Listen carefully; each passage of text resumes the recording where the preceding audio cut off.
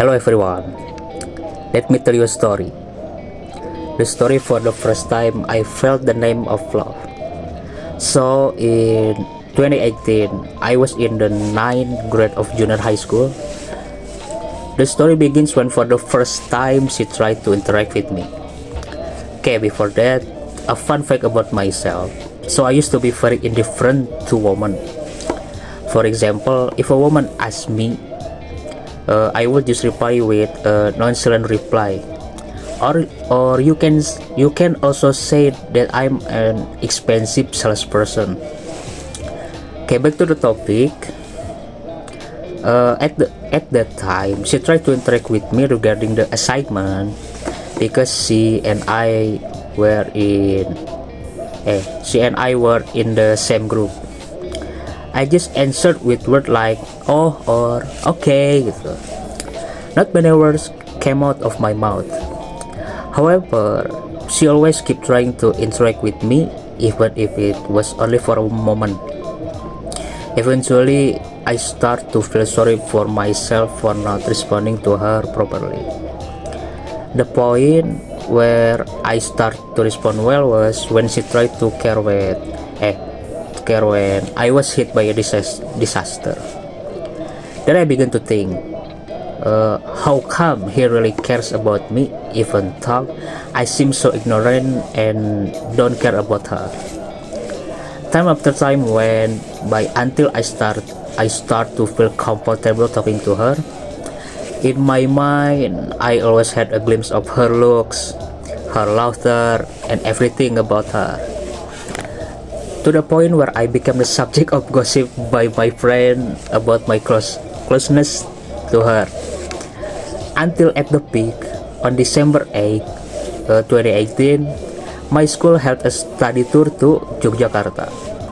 I arrived in Yogyakarta at 5 a.m. when my friends and I prayed, had a breakfast, showered, and prepared to go to the first destination, Borobudur Temple. When I arrived at Borobudur Temple, I was not with her, even though I really wanted to be alone with her, even if it was just to take a picture together. The second destination is Mount Merapi. Still the same as before, I still couldn't be with her, until I thought whether my plan would be successful or not. After Merapi, I went to the hotel. When we arrived at the hotel, we were given freedom by the teacher to go shopping, sightseeing, or culinary. This is where my plan began. At 7:30 in the evening, after showering and praying, I sent a message via WhatsApp which contained an invitation to take a walk to Malioboro. She agreed, and we met at the hotel lobby and went to Malioboro together. Long story short, we arrived at Malioboro. Then we both walked around, laughing together, as if the world only belonged to the two of us. We also occasionally visit shops just to shop or buy souvenirs. Eventually, we arrived at the port in the Malioboro area called the Friedeberg Museum. Correct me if I'm wrong. This is where the unforgettable story begins.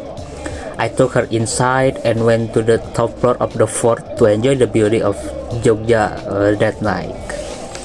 We sat on a long chair and I started to talk to her one-on-one. My heart was beating fast. With full confidence and courage, I began to say the word, do you want to be my girlfriend?"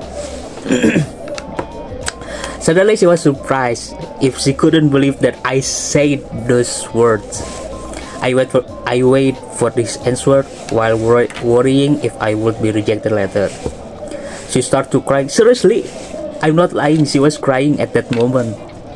She started to stand up. Under the bright stars in the Jogja sky, she took my hand and said, "Yes, I won."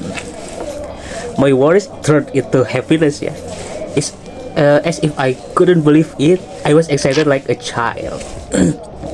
Long story short, at 11 p.m., we returned to the hotel feeling very happy. Honestly, at that time, I was probably the happiest person in the world. I will tell this story something in Jogja. So that's my story. I hope you enjoy my story. I'm Sopen Hidayat. Thank you.